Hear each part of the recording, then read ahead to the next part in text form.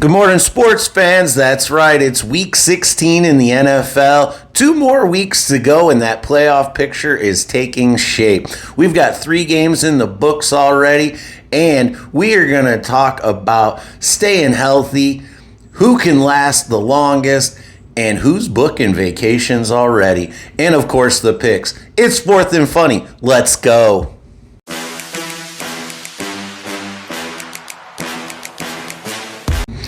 All right, guys, it is Sunday morning, and we've got 3 games in the books already. Man, what a wild night on Thursday night.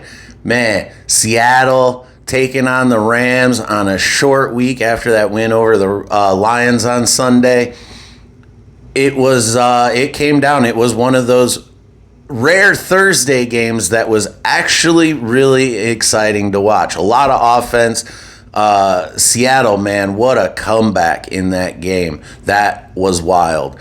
And then we had 2 games on Saturday. We had the Eagles clinching the NFC East over the Washington Commanders. For the first time in over 20 years, a repeat division winner in the NFC East.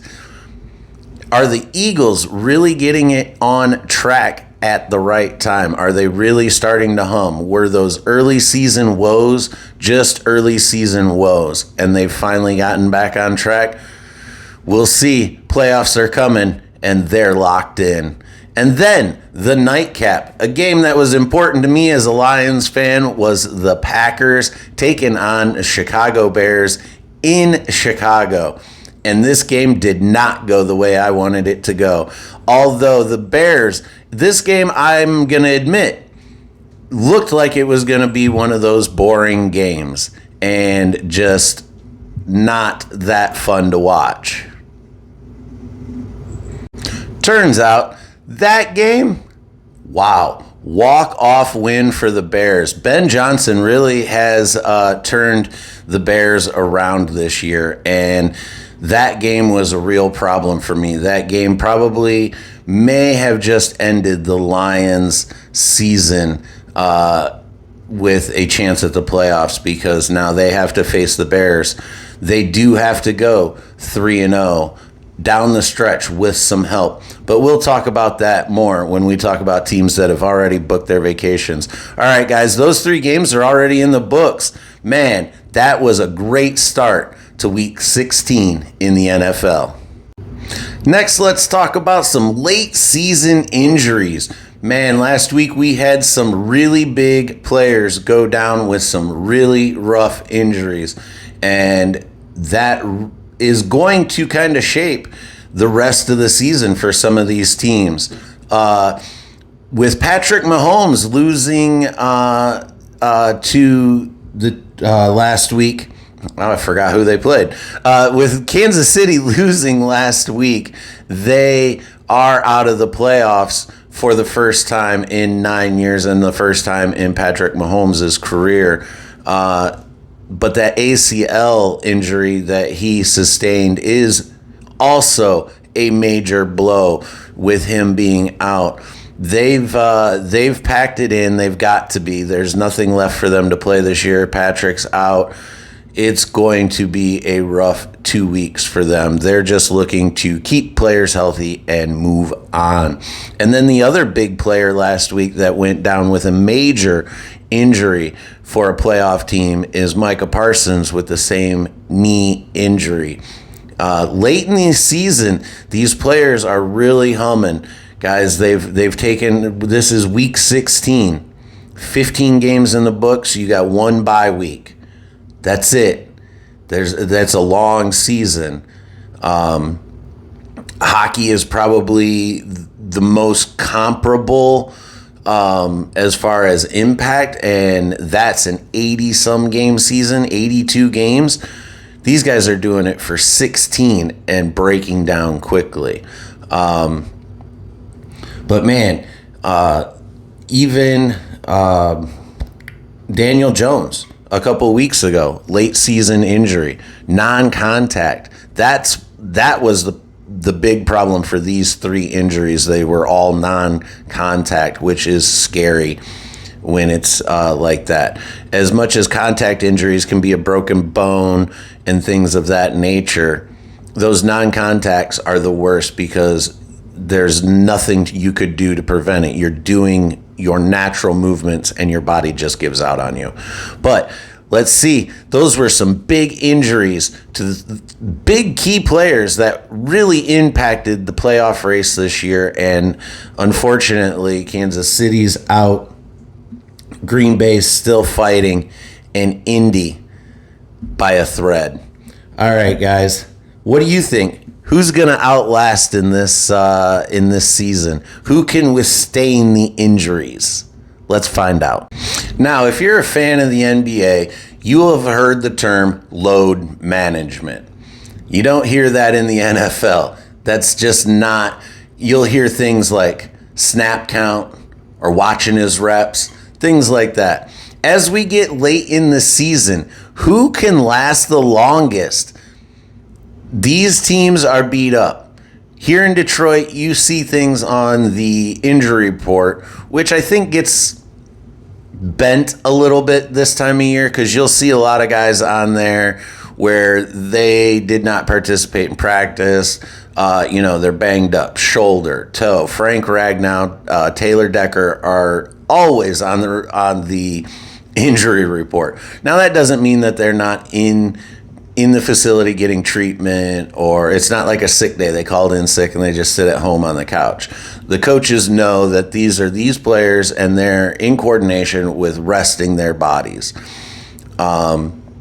Especially for the guys up front on the offensive and defensive line. That's a lot of head-on car crashes to take on throughout the season.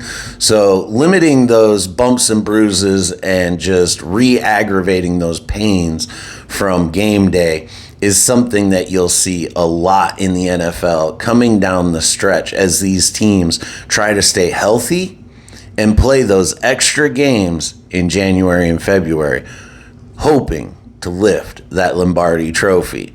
So, may not be load management, but it's load management NFL style.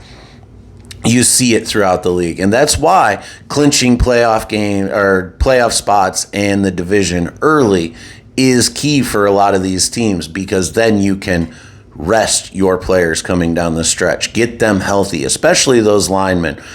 Your skill players, you may want to keep in there to keep them reps, keep them fresh, things like that, but only for a half, quarter, depending on what you're comfortable with your team.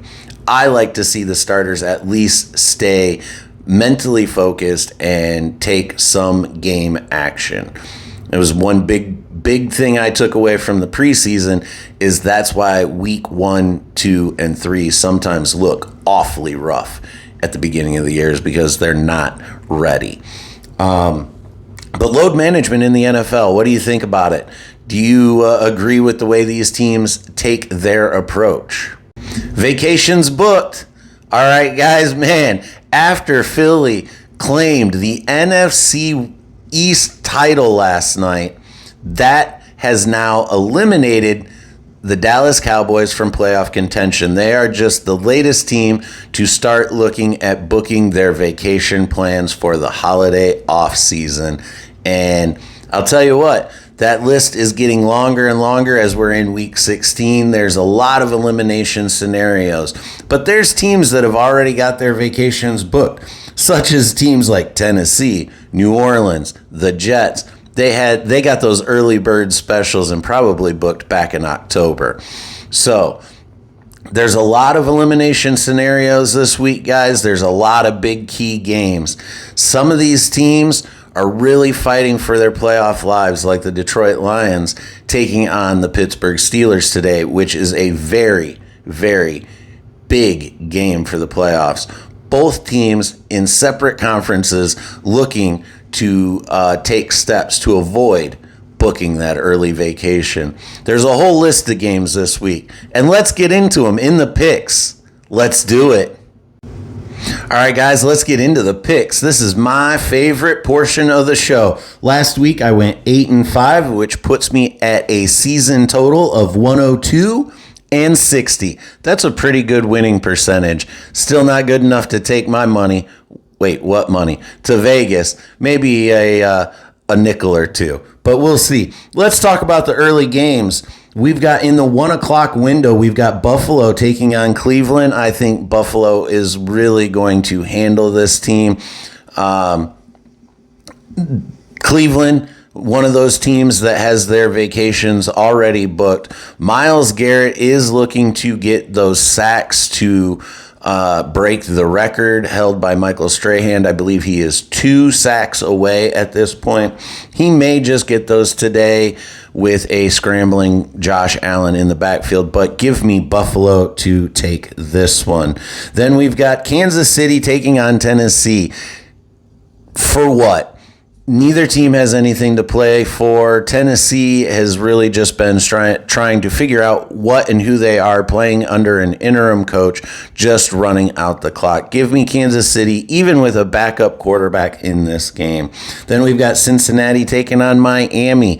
Give me Joe Burrow. This game is meaningless other than looking to see where you're going to be drafting in the draft at this point for Miami. And again, with another one of those games, New York Jets taking on the New Orleans Saints. This is a who cares game. This is basically top 5 NFL draft pick game.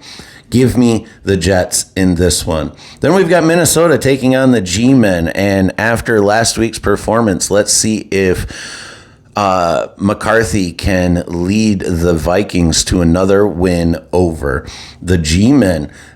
Give me the Minnesota Vikings. And then the biggest game in the early window, the battle for the NFC South.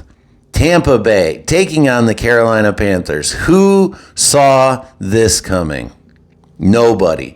And especially with these records. What are they? Both 7-7. Nobody wants to win this division, clearly. But I do think Tampa Bay comes out on top on this one. Just give me the experience over the young Bryce Young.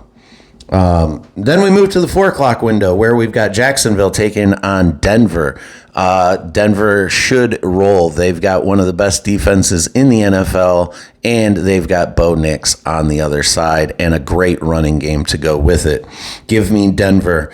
Arizona and Seattle, or Arizona and Atlanta. This is another one of those position games. Where are we going to draft in the upcoming NFL draft in 2026? Give me Atlanta in this one. Pittsburgh and Detroit, we talked a little bit about this. Both teams fighting for their playoff lives. Not only is Pittsburgh playing for a division title, but they want to set pace and keep the Baltimore Ravens off their backs. But as a Detroit Lions fan, I think we need to have this game, and I think at home in the Blueberry uniforms, Dan Campbell is on his up-down streak, and we will get this win and keep those playoff hopes alive until we face the Minnesota Vikings on Christmas Day. Give me Detroit.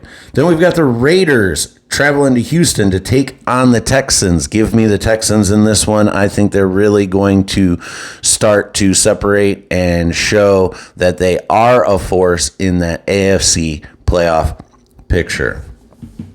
Moving on to Sunday Night Football, we've got New England taking on Baltimore.